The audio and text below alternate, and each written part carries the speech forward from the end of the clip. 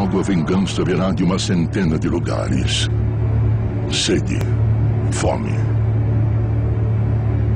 Alguns sugerem que essa foi uma visão que Nostradamus teve sobre nosso tempo e que prova que o anticristo está aqui.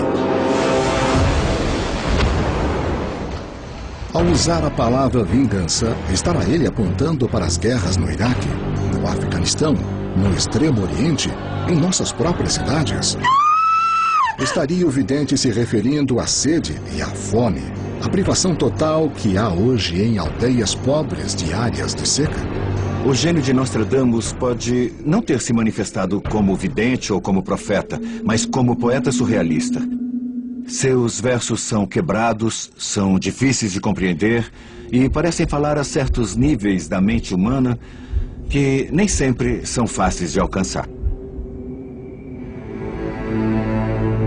1555, Provença, França. Nostradamus está sentado em seu estúdio.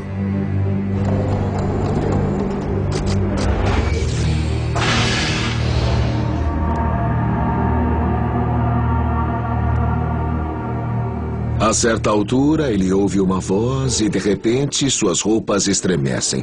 Vem o terror, logo seguido de um esplendor divino.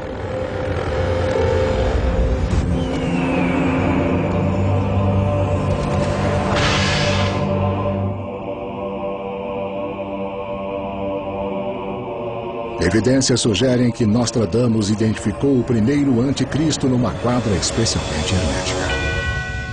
Paul, Ney, Oloron serão mais fogo do que sangue. Muitos acreditam que esta é a profecia do primeiro anticristo de Nostradamus, escrita em 1555. Paul, Ney, Oloron. São 3 cidades do sudoeste da França. O fato das 3 palavras estarem em negrito e em maiúscula parece sugerir que prestemos um pouco mais de atenção. Para os que veem profecias nessas palavras, Nostradamus tenta, nessa quadra, revelar a identidade do primeiro anticristo. E coloca na França.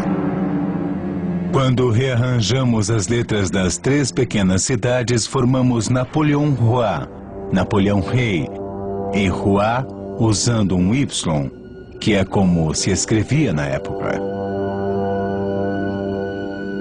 Napoleão Bonaparte foi um dos maiores tiranos da história. Essa estrofe seria prova de que o imperador da França foi o primeiro anticristo profetizado.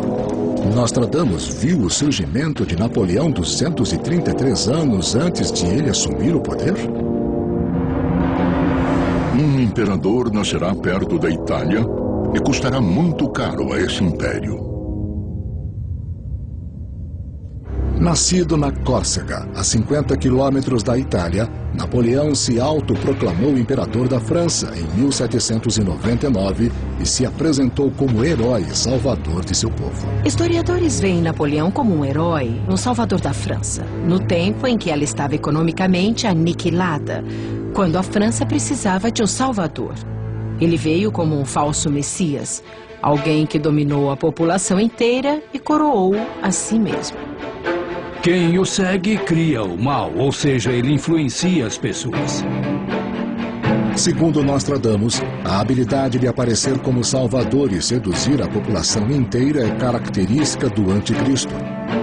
Mas para os intérpretes das profecias, há mais indícios que mostram que Napoleão foi o primeiro anticristo. Inclusive o aviso velado de Nostradamus a um papa católico sobre a aproximação do perigo. Cuidado ao aproximar-te da cidade que 2 rios banham. Teu sangue perto de lá irá jorrar. De fato, Napoleão reteve o Papa Pio VI na cidade de Valença, onde ele morreu mais tarde, vomitando sangue no mês de agosto. E Valença está na confluência de 2 rios.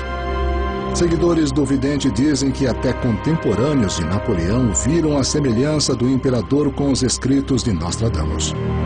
Várias profecias nos versos de Nostradamus foram aplicadas a Napoleão em seu próprio tempo.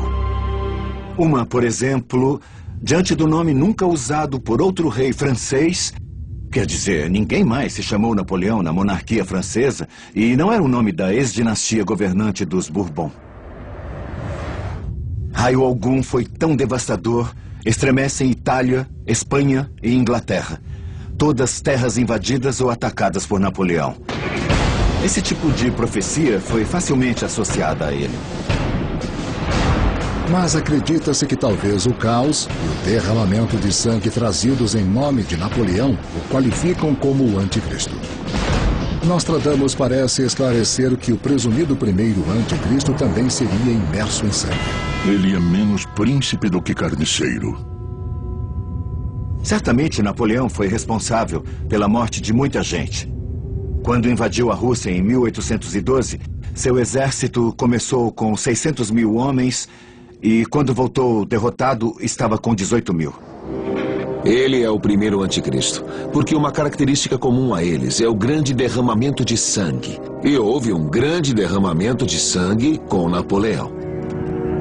Napoleão foi responsável pela morte de 3,5 milhões de pessoas, mais do que qualquer ser humano até ali. E por isso, muitos concluem que ele cabe na descrição do primeiro anticristo. Adiante, a quadra diz. As forças foram longe demais pelo vento norte.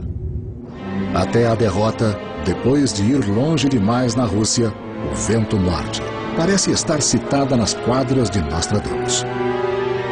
Teria o próprio Napoleão acreditado ser o anticristo que Nostradamus profetizou? Evidências indicam que o imperador leu seus escritos.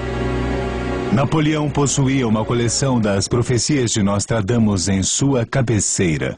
Infelizmente, eram falsas. Na virada do século XIX, Napoleão ordenou um genocídio na colônia francesa do Haiti.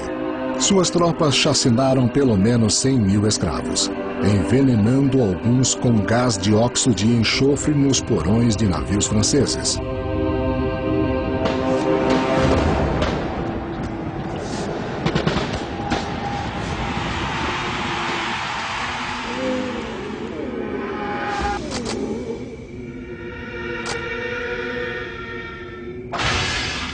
Se não houvesse Napoleão Bonaparte, com certeza não haveria o caminho que levou à unificação da Alemanha, no fim do século XIX, o que levou ao segundo anticristo, que criou o mundo moderno, que criou o ambiente para a chegada do terceiro e último anticristo.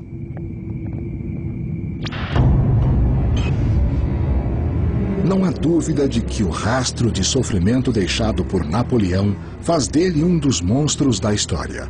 E, a se acreditar na profecia, mais do que um monstro, ele foi o primeiro anticristo profetizado por Nostradamus. Há mesmo múltiplas referências a Napoleão em Nostradamus?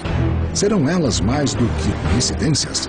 E quais são os elos entre Napoleão e o segundo presumido anticristo Adolf Hitler? Poderão esses elos nos levar a identificar o terceiro anticristo?